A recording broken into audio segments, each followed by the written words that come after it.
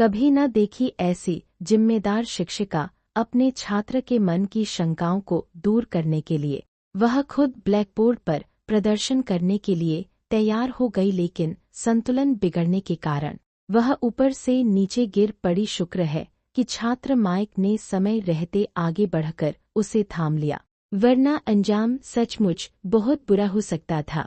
और यह अजीब पल वहीं से मुआयना कर रहे प्रिंसिपल की नज़र में आ गया। यह देखकर माइक ने तुरंत शिक्षिका को छोड़ दिया और एनी को भी समझ नहीं आया कि क्या सफाई दे। वह बस बात को उस कुर्सी पर टाल सकती थी, लेकिन प्रिंसिपल औरतों को खुश करना अच्छी तरह जानता था। बिना देर किए उसने कुर्सी के टुकड़े टुकड़े कर दिए, पर उस वक्त एनी का ध्यान बिल्कुल भी उस पर नहीं था। यह देखकर कि यहाँ रुकना बेकार है, प्रिंसिपल चुपचाप वहाँ से वापस लौट गया।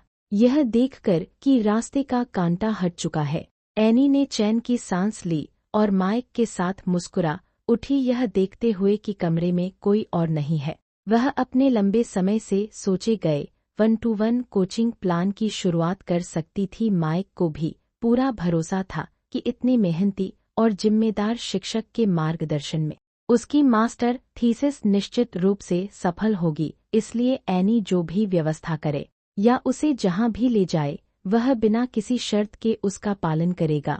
अगली सुबह है, एनी ने लाल रंग का सूट पहना और पूरी तरह ऐसा लग रहा था मानो वह अपने युवा दिनों में लौट आई हो। लेकिन वह परेशान करने वाला प्रिंसिपल फिर से वहां आ गया। उसे मजबूरी में उस व्यक्ति से निपटना पड़ा। तभी माइक भी वहां पहुंच गया और अपने देर से आने के लिए क्षमा मांगने लगा। एनी ने उसे डांटा नहीं। पहले किसी तरह प्रिंसिपल को विदा करने के बाद उसने माइक को बैठने और पढ़ाई शुरू करने को कहा। औपचारिक रूप से पढ़ाने से पहले एनी ने कल जान बचाने के लिए माइक का धन्यवाद किया, फिर अपने हाथ से तैयार किया हुआ नाश्ता निकाला और प्यार से उसे गुलाब की चाय भी दी। शिक्षक के इस कोमल और देखभाल भरे रूप को देखकर माइक के दिल में एक गर्मजोशी सी उठ गई और एक अनजाना सा एहसास पनपने लगा। कक्षा समाप्त होने के बाद एनी ने खुद माइक को आमंत्रित किया कि वह उसके घर पर आकर 1-to-1 ट्यूशन ले। माइक शिक्षक के इस सद्भाव को ठुकरा नहीं सका और बिना किसी हिचकिचाहट के मान गया।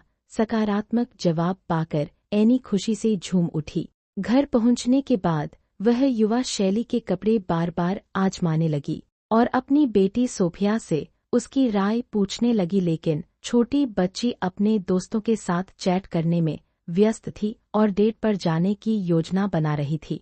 इसलिए उसने बस लापरवाही से अपनी मां को टाल दिया।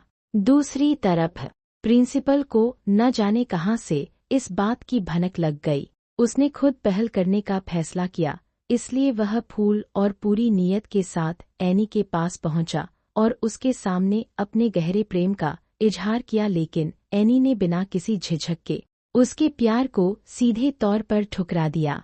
हालांकि एनी शैक्षणिक क्षेत्र में बहुत सफल थी, लेकिन उसका निजी जीवन काफी नीरस और अकेला था। उसके पति की बहुत पहले ही मृत्यु हो चुकी थी और इतने सालों से वह अकेली अपनी बेटी का पालन पोषण कर रही थी। हालांकि सोफिया अब उसी यूनिवर्सिटी में पढ़ती थी जहां वह पढ़ाती है, लेकिन एनी ने अपनी लगभग सारी ऊर्जा अपनी बेटी पर लगा दी थी।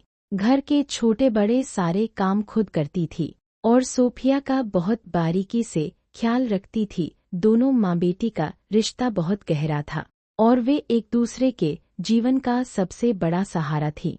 हालांकि माइक के आने से यह शांत जीवन पूरी तरह से टूट गया। कैंपस में हुई एक आकस्मिक मुलाकात में सोफिया और माइक की आपस में टक्कर हो गई। दोनों ने जब एक दूसरे को देखा तो उनके मन में एक विशेष तरंग उत्पन्न हुई। ऐसा लगा जैसे वे उसी का इंतजार कर रहे हों। मजबूरी में माइक को 1-to-1 चीनीक्षर के लिए जाना था, इसलिए दोनों ने रात में एक साथ खाना खाने का फैसला किया ताकि एक दूसरे को और बेहतर तरीके से जान सके।